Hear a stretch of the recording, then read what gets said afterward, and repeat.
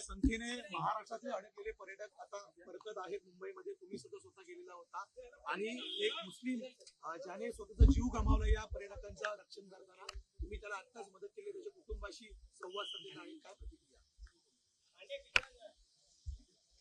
खरं म्हणजे काश्मीर मधली जी काय घटना आहे ती अतिशय दुर्दैवी आहे आणि दुर्भाग्यपूर्ण आहे. कारण बेकसूर आणि निरपराध पर्यटकांना नावं विचारून, धर्म विचारून त्यांना गोळ्या घालण्याचं, हे काही माणुसकीला काळीमा फासण्याचं काम पाकिस्तान धार्जिण्या आतंकवाद्यांनी केलंय, त्याचा निषेध मी केलेलाच आहे. आणि आदरणीय देशाचे प्रधानमंत्री मोदी साहेबांनी देखील सर्व कार्यक्रम, त्यांचे दौरे रद्द करून या घटनेची अतिशय घटना गांभीर्याने घेतली आहे.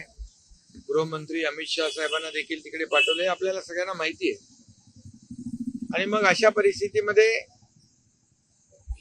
खासदार डॉक्टर श्रीकांत शिंदे यांची एक टीम ज्या दिवशी घटना झाली त्याच दिवशी संध्याकाळी तिकडे गेली आणि वेगवेगळे महाराष्ट्रातले ग्रुप होते, त्यांच्याशी माझं बोलणं करून देत होते. सरकार देखील त्यांच्या पाठीशी होतं.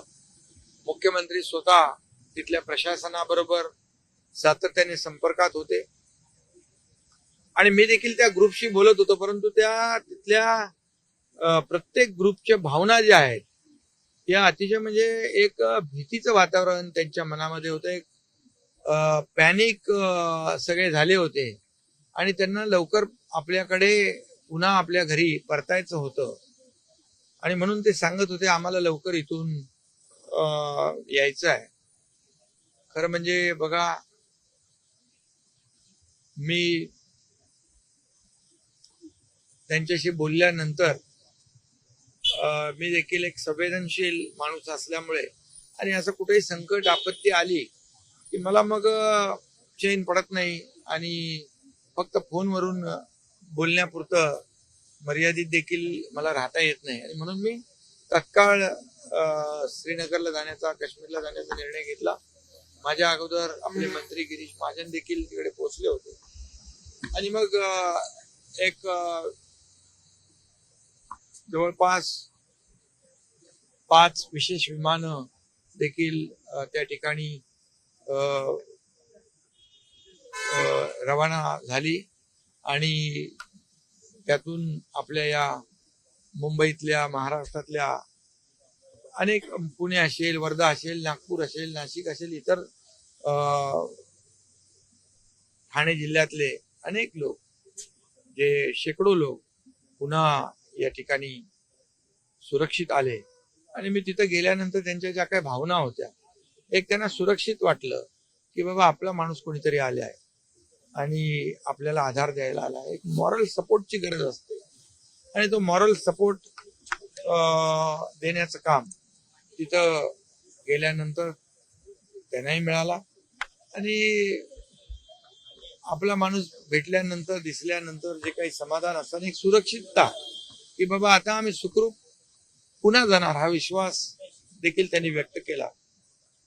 आणि म्हणून हे आपली कर्तव्य आणि आपली जबाबदारी आहे, ती जबाबदारी पार पाडण्याचं काम मी केलेलं आहे. दुसरं, एक तिथे जो स्थानिक आदिल नावाचा एक तरुण होता, त्यांनी या पर्यटकांना देखील, जेव्हा आतंकवादी आले, पर्यटकांना देखील ताबडतोब काही लोकांना त्यांनी तिथून खाली जायला सांगितलं आणि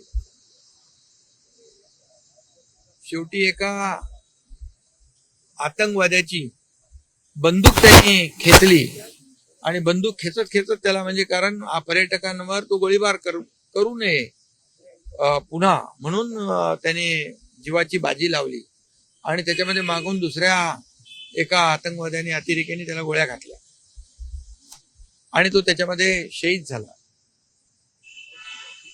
त्याच्याशी, त्याच्या परिवाराशी देखील मी आज फोनवर बोललो.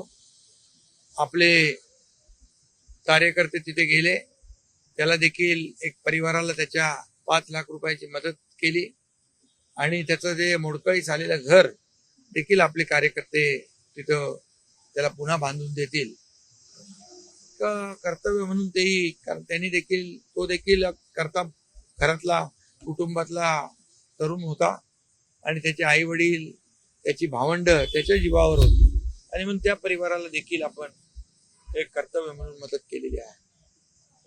शेवटी झालेली घटना अतिशय दुर्दैवी आहे आणि देशाचे प्रधानमंत्री मोदी साहेब याचा स्वतः बोललेत करारा जवाब मिलेगा आणि आता भारत असे हल्ले सहन करणारा भारत नाही आहे, घुस के मारने वाले भारत है. आणि मोदीजी जे बोललेत कल्पनेच्या बाहेर जाऊन पाकिस्तानला धडा शिकवण्याची जी काही भाषा मोदीजींनी केले याचा अर्थ पाकिस्तानचं नामोनिशान मला वाटतं मिटवल्याशिवाय ते स्वस्थ बसणार नाही. गिरणी कामगारांच्या बैठकीवर तुम्ही लावली होती, सकारात्मक निर्णय झाला काय नेमकं आहे? गिरणी कामगारांच्या बरोबर बैठक झाली. गिरणी कामगारांचं म्हणणं होतं मुंबईमध्ये घरं मिळाली पाहिजे, मुंबईमध्ये देखील कुठल्या कशा पद्धतीने या ठिकाणी त्यांना आपण घरांचं नियोजन कसं करता येईल ते देखील त्याचा विचार आम्ही करतोय.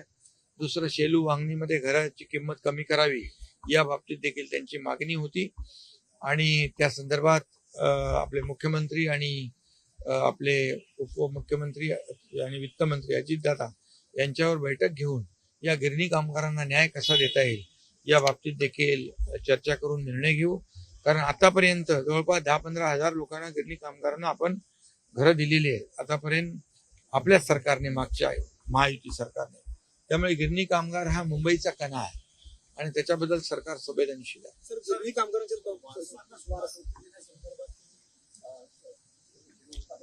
नाही, आज आपण त्यांच्या घराच्या संदर्भात चर्चा होती आणि जवळपास आपण 15,000 लोकांना घरं दिलेली आहे.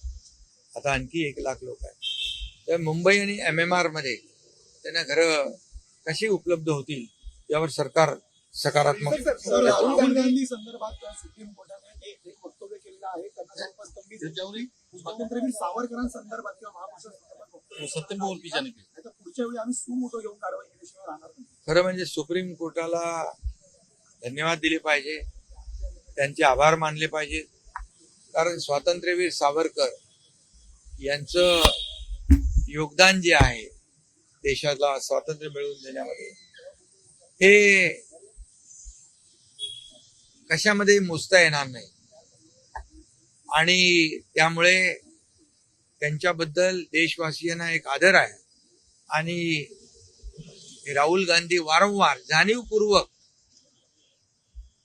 या ठिकाणी त्यांचा अपमान करताना आपण पाहिलंय आणि त्यांच्यासोबत जे महाविकास आघाडीतले जे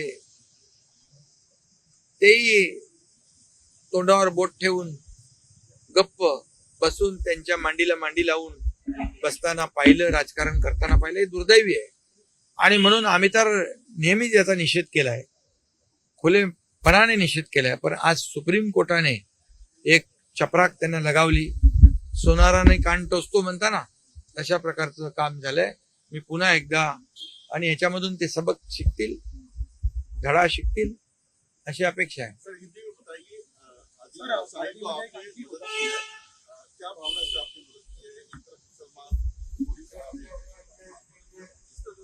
नहीं, देखिए वो तो ये जात धर्म की बात नहीं है. जो हमारे पर्यटक वहां गए थे उनके ऊपर अंधाधुंध गोली चला रहे थे ये आतंकवादी, और उनको बचाने का काम इसने किया और खुद उनकी बंदूक छीनने की कोशिश की ताकि जो टूरिस्ट है उस पे गोली न चले, लेकिन दूसरे आतंकवादी ने आके उनको मार दिया और वो शहीद हो गए. इसीलिए आदिल सईद के घर पर मैंने भी उनके परिवार से बात की, उसके भाई से बात की, उनके पिताजी से बात की और हमारे लोग भी वहां पहुंच गए. उन्होंने भी उनको, वो एक कमाने वाला लड़का था युवा लड़का था, उनके परिवार की जो अभी हालत ठीक नहीं है, एक सर्वसाधारण परिवार था, इसलिए शिवसेना की ओर से उनको 5 लाख रुपए की मदद भी हो गई। ये तो छोटी जिम्मेदार, मतलब ये अपना कर्तव्य है। उनका घर भी ठीक नहीं था, घर की हालत भी खराब थी, उसको घर बनाने का भी निर्णय शिवसेना ने लिया है और ये कर्तव्य भावना रख के किया, क्योंकि जात धर्म मजहब अभी वो भी अपने लोगों को जो यहाँ के जो टूरिस्ट है उसको बचाने के लिए उसने जान गंवाई, वो भी तो शहीद हो गए। सावरकर के बारे में बोलते राहुल गांधी को सरकार लगातार कैसे देखते हैं? सावरकर, स्वतंत्रवीर सावरकर जी का योगदान देश की आजादी में इतना बड़ा है कि उनका सभी लोग आदर करते हैं, लेकिन राहुल गांधी जानबूझकर बार बार उनका अपमानित करना, ये जानबूझकर करते थे। और उनके साथी सहयोगी जो हिंदुत्व की बात करते हैं, सावरकर वादी कहते हैं, वो चुपचाप बैठे रहते, सुनते रहते, आवाज नहीं निकलती मुंह से। और आज सुप्रीम कोर्ट ने इनको बहुत बड़ी चपराक लगाई है और उनको एक सबक सिखाई है, इसमें से सबक सीखे और सावरकर जी का फिर से अपमानित ना करे, यही देशवासियों की अपेक्षा है। सर, अमेरिका ने भारत का समर्थन किया है और 30 देशों ने समर्थन किया है। क्या पाकिस्तान के खिलाफ कड़ी कार्रवाई होनी चाहिए? क्या लगता है आपको? पाकिस्तान को करारा जवाब देना चाहिए, मुंह तोड़ जवाब देना चाहिए। और मैं तो कहूंगा कि इस खून का बदला खून से और ईंट का जवाब पत्थर से। अभी मोदी जी ने तो शुरू कर दिया है, जो उनका सिंधु जल करार है उसको रोक दिया है, हाई कमीशन के 5 लोगों को हटा दिया है, अटारी बॉर्डर बंद कर दिए है और